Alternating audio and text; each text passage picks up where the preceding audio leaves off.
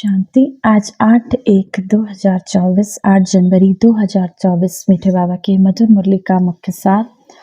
मीठे बच्चे, शिव बाबा की याद में रहकर सदा हर्षित रहो। याद में रहने वाले बहुत रमणीक और मीठे होंगे। खुशी में रह सर्विस करेंगे। बाबा कहे मीठे बच्चे, बाबा की याद में रहकर सदा खुश रहो। और जो बाबा की याद में रहते होंगे उनकी निशानी बाबा कहते हैं वो बच्चे बहुत रमणीक और मीठे होंगे। खुशी में रहकर सर्विस करेंगे। प्रश्न है आज की मुरली से, ज्ञान की मस्ती के साथ साथ कौन सी चेकिंग करना बहुत जरूरी है? उत्तर, ज्ञान की मस्ती तो रहती है, लेकिन चेक करो देही अभिमानी कितना बने, अपने को आत्मा कितना समझा, अपने को आत्मिक स्थिति में कितना स्थिर किया। ज्ञान तो बहुत सहज है, लेकिन योग में माया विघ्न डालती है। ग्रस्त व्यवहार में अनासक्त होकर रहना है। ऐसा ना हो माया चूही अंदर ही अंदर काटती रहे और पता ही ना पड़े। अपनी नब्ज अपने आप देखते रहो। शिव बाबा के साथ हमारा हड्डी प्यार है कि नहीं है? बाबा से हम कितना प्यार करते हैं, कितना समय हम याद में रहते हैं। बाबा कहते हैं बच्चे अब चेक करना है कि हम कितना समय आत्मिक स्थिति में रहते हैं, अपने को आत्मा स्थिर करते हैं।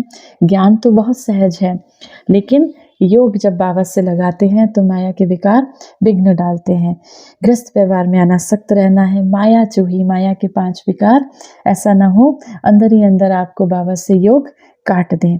अपनी नब्ज देखते रहो, अपने आप की चेकिंग करते रहो कि बाबा से हमारा कितना प्यार है, कितना समय हम बाबा को याद करते हैं। गीत है आज की मुरली से, जले क्यों ना परवाना।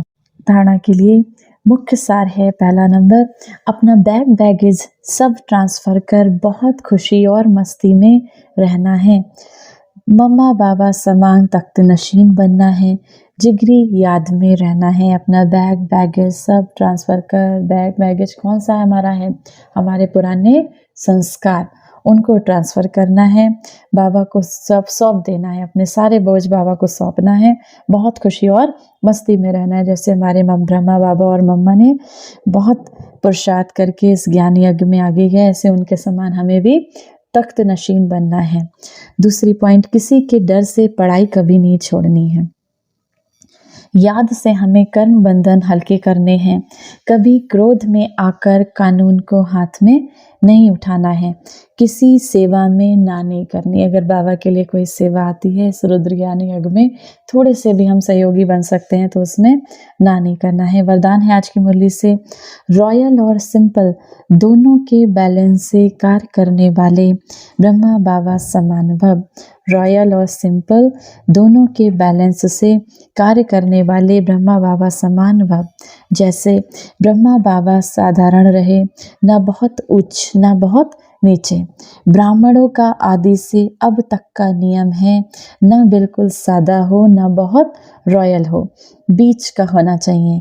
अभी साधन बहुत हैं, साधन देने वाले भी हैं, फिर भी कोई कार्य करो तो बीच का करो। ऐसा कोई ना कहे यहाँ तो राजाई ठाठ हो गया।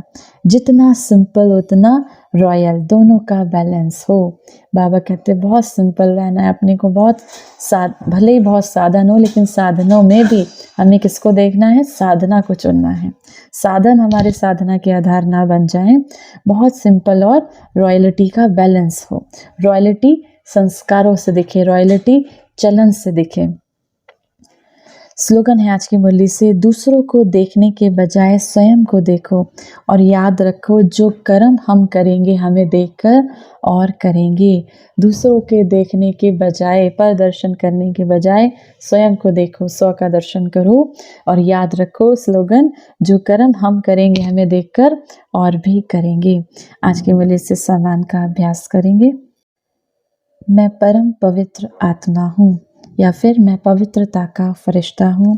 इस अव्यक्त मास में हमें डबल लाइट फरिश्ते बन का अभ्यास करते रहना है। हल्के होके रहना है। फरिश्ता अर्थात इस पुरानी दुनिया से, बंधनों से, पुराने संस्कारों से कोई ना रिश्ता, वो है फरिश्ता। तो उसका अभ्यास करते रहना है। 1 मिनट के लिए ज्ञान के सागर परमात्मा शिव बाबा की याद में अपनी मन बुद्धि को स्थिर करेंगे। ओम शांति। आइए मास्टर सर्वशक्तिमान बन विश्व की हर एक आत्मा को शक्तियों का दान करें। मैं मास्टर सर्वशक्तिमान आत्मा इस संसार के हर एक निर्बल, असहाय, दुखी आत्मा को शक्तियों का सकाश दे रही हूँ। मुझ आत्मा से निकलता ये शक्तिशाली प्रकाश संसार की दुखी आत्माओं तक जा रहा है। विकारों से ग्रसित उन आत्माओं तक जा रहा है जो विकारों में रहकर अधीन हो गई। इस संसार की हर एक आत्मा निर्विकारी बनती जा रही है, ईश्वरीय शक्तियों से संपन्न होती जा रही है। ये संसार ईश्वरीय शक्तियों से भरपूर हो गया।